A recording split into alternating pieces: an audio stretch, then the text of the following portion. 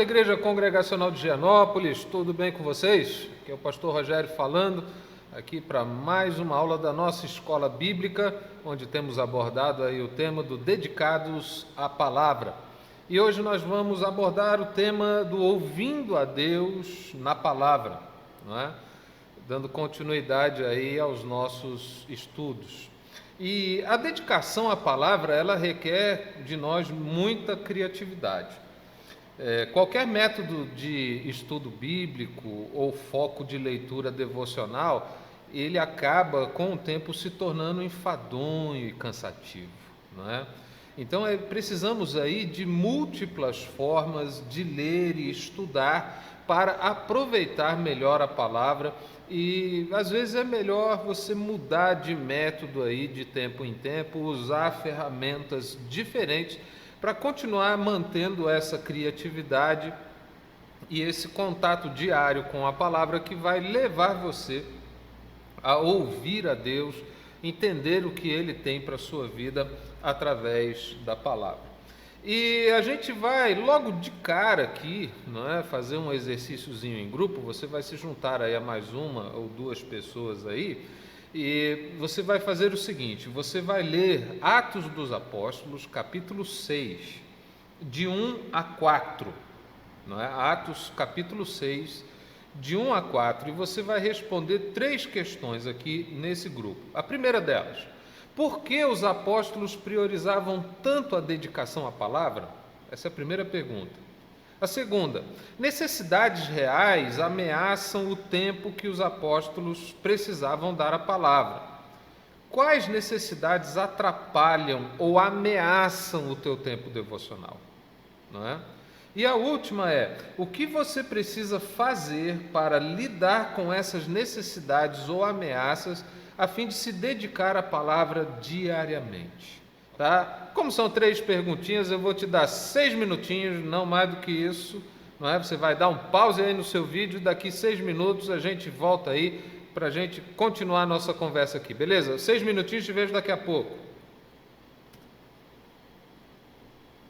Vamos lá, gente. Boa, acabou o tempo. Chega, volta aqui comigo de novo, não é? Eu imagino que vocês aí tiveram uma conversa muito interessante, não é? De entender as razões pelas quais os apóstolos, não é, se dedicaram à palavra, não é? De perceber que necessidades reais aí podem, não é, tirar o teu foco do estudo da palavra, mas quais são as suas necessidades reais? O que aparece na sua vida que você precisa identificar e lidar com isso? E a última questão: como é que você vai contornar essas questões a fim de que você se dedique ao estudo da palavra? Compartilhe aí as suas respostas no nosso grupo aí do Facebook, não. Você vai compartilhar lá no WhatsApp mesmo, né? No grupo do WhatsApp. E aí a gente vai poder interagir aí um pouco mais em relação a essas respostas, ok? Agora nós vamos partir aí para algumas dicas de métodos de leitura bíblica, não é? Vamos te dar aí alguns métodos para você poder aplicar na sua vida a fim de você ouvir mais de Deus através da palavra. A primeira dica, o primeiro método é ler livro por livro. Não é? Ou seja, os livros da Bíblia, eles foram escritos para indivíduos ou para um grupo de pessoas, e por isso eles devem ser lidos por completo. Não é? É aconselhável que você estudar o tema, o objetivo central de cada livro antes de você começar a leitura. Por exemplo, se você vai ler lá a carta de Paulo aos Filipenses, não é?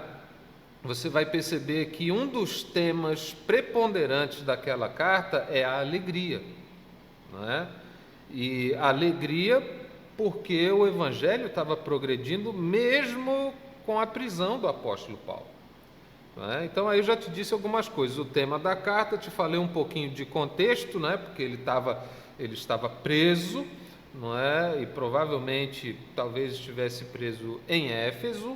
Então, há aí algumas informações que, quando você lê aqueles capítulos como um todo, você consegue entender bem qual é a mensagem do livro, a quem Paulo está se dirigindo, quais as circunstâncias que ele está escrevendo e o propósito pelo qual ele escreve. A igreja, ele era o pastor da igreja, a igreja estava abatida, mas então ele encoraja aqueles irmãos e com alegria ele fala aqueles irmãos para que eles sejam encorajados. Então, você ler o livro inteiro te ajuda muito, não é? A segunda forma de você ler é você ler várias vezes, não é? O mesmo livro. É o melhor meio de você conhecer bem aquele livro, não é? Você lê várias vezes até que você domine bem o conteúdo. E leia com calma, leia prestando atenção, leia observando os detalhes, vendo quais as palavras foram usadas. Você vai ter muitas surpresas fazendo isso, não é? Uma outra forma, um outro método de leitura bíblica é você ler de acordo com a necessidade, ou seja, você fazendo um estudo temático, não é? Se você quer estudar sobre fé, por exemplo, não é? Você pode usar aí o aplicativo do seu smartphone, lá pesquisa, você coloca a palavra fé, né? Escolhe um livro, ou então só o Novo Testamento, ou só o Antigo Testamento, ele vai te dar todos os versos em que a palavra fé aparece, e aí você vai começar a estudar sobre isso, não é? Sobre esse assunto, e vendo diversas porções das Escrituras. Isso é uma das formas que você também pode se utilizar, não é? Para ler a palavra. E por último, queridos, você tem que ler a Bíblia toda, não é? Não dá para ler apenas um verso ou outro, um livro ou outro. Você precisa ler a palavra de Deus como um todo. Todos os crentes devem ler a Bíblia toda. E para isso existem programas de leitura bíblica que podem ajudar nesses próprios aplicativos aí que você tem no seu smartphone, não é? Eles sugerem alguns planos de leitura bíblica, e nós aqui numa aula posterior vamos também aí sugerir um plano desse de leitura bíblica, ok? Então aqui eu falei agora sobre métodos de leitura da Bíblia, né? Agora eu quero abordar um outro assunto que é tão importante quanto este, porque sem esse tema que vou abordar agora, você também não consegue ouvir a Deus, não é, por meio da palavra. É a constância na leitura bíblica diária. Esse é o tema que eu quero abordar agora, a constância na leitura bíblica diária. Por que é importante isso? Queridos, muitos têm fracassado na sua vida espiritual ou deixado de crescer por falta de constância na observância do momento devocional. A pessoa consegue fazer 1, 2 vezes na semana, depois começa a cair para 1, 2 vezes ao mês, e aí ela não tem constância, ela não cria hábito, e isso acaba afastando essa pessoa da palavra e automaticamente de ouvir a Deus por meio da palavra. Então é preciso constância. E para que você tenha constância, autodisciplina é a chave do segredo para você obter sucesso na sua vida devocional. Autodisciplina, isso mesmo, disciplina.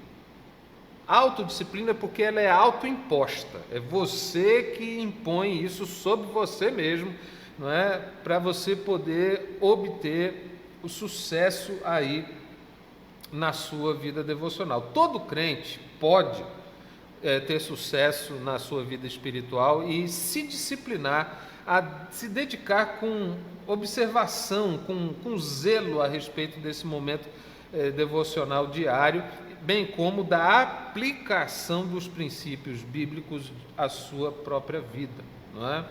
E eu queria que você agora parasse para refletir um pouquinho comigo numa coisa aqui, não é? Quando você escuta falar sobre autodisciplina, você já logo, você pensa, cara, isso é custoso, isso é trabalhoso, isso não é? E eu selecionei uma frase aqui que eu queria que você refletisse sobre ela. Essa frase diz assim: ir a Cristo não nos custa nada. Seguir a Cristo nos custa alguma coisa. Mas servir a Cristo nos custará tudo. Existe um preço a pagar para obter o crescimento e a maturidade espiritual. Esse preço é o tempo que você precisa despender para aprender os princípios da palavra de Deus e o ajustamento da sua vida a estes princípios. E eu queria que você agora, aí nesse grupo que você conversou aí há pouco, que você trocasse uma ideia sobre a seguinte questão: você está disposto a pagar esse preço? E a resposta não é para ser apenas sim ou não, não é? Estou, como se fosse assim alguma coisa tranquilinha que você, não é? Não, você está disposto a entender que servir a Jesus custa tudo na sua vida? Eu queria que você tirasse aí 3 minutinhos e a gente já volta, tá bom? Reflita sobre isso. Vamos lá, gente boa, acabou o seu tempo. Eu imagino que você está sendo aí incomodado com essa questão de custar tudo na sua vida, né? De você pagar um alto preço. E agora nós vamos falar sobre a fórmula certa para a autodisciplina, não é? Nós falamos que você precisa de constância, senão você não consegue absorver os princípios da palavra na sua vida, e para você ter constância você tem que ter autodisciplina, não é? Mas nós não falamos como. Vamos falar agora a fórmula certa para a autodisciplina. Em primeiro lugar, ler quando tem vontade e quando não tem também. É isso aí. Leia quando você tem vontade, e quando você não tiver vontade, leia também. Alguém disse essa mesma coisa de uma forma diferente. Ele disse assim: leia a palavra de Deus quando tiver vontade, e quando não tiver vontade, leia até ter. Não é? Legal isso. Não é? Se você não está com vontade, leia mesmo assim. Não é? Eu estava compartilhando aqui, não é, com a minha equipe técnica de gravação aqui, que eu tenho treinado corrida 3 vezes na semana. E hoje foi um daqueles dias assim, sabe, que você tem vontade de não sair de casa, você tem vontade de fazer qualquer outra coisa, menos uma atividade física, um exercício físico. Hoje eu estava me sentindo assim. Mas eu fui mesmo assim, mesmo sem vontade. Eu fui, mesmo sem vontade eu treinei, não é? Fiz um treino mais curto, é verdade, mas foi mais intenso também. Mas eu treinei porque é assim que a gente consegue vencer essa questão da nossa própria vontade, que é um grande inimigo, não é? Um grande inimigo nosso, do seu próprio bem-estar, da sua saúde física e também emocional. Não é? Então, leia quando tiver vontade, e quando não tiver, leia até ter vontade. Não é? Aí você vai ver que esse segredo funciona. A segunda fórmula dessa autodisciplina, ela é interessante. Faça um voto sagrado ao Senhor. Leia lá Eclesiastes, capítulo 5, verso 5, diz mais ou menos o seguinte: que é melhor não fazer um voto do que fazê-lo e não cumpri-lo. Não é? E olha que você não está fazendo um voto para mim, você não está fazendo um voto para os líderes da igreja ou para quem quer que seja, você está fazendo um voto ao próprio Deus. Não é? E que voto é esse? Esse voto é assim: sem Bíblia, sem café. Não é? Não vou tomar café. Se estou com pressa e sem tempo para alimentar a alma, também não tenho tempo para alimentar o corpo. Não é? Então assim, levanta. Não é? Primeira coisa que você vai fazer, abrir os olhos. Depois você levanta da cama, você vai para o banheiro, faz a sua higiene, não é? Acorda, lava bem o rosto, não é? Pega ali a sua Bíblia e vai ter o seu tempo devocional não é? Faça ali 5, 10, 15 minutos com o Senhor ali, entre o tempo que você ora, entre o tempo que você lê e reflete na palavra do Senhor. Depois você vai tomar café e toca a sua vida, não é?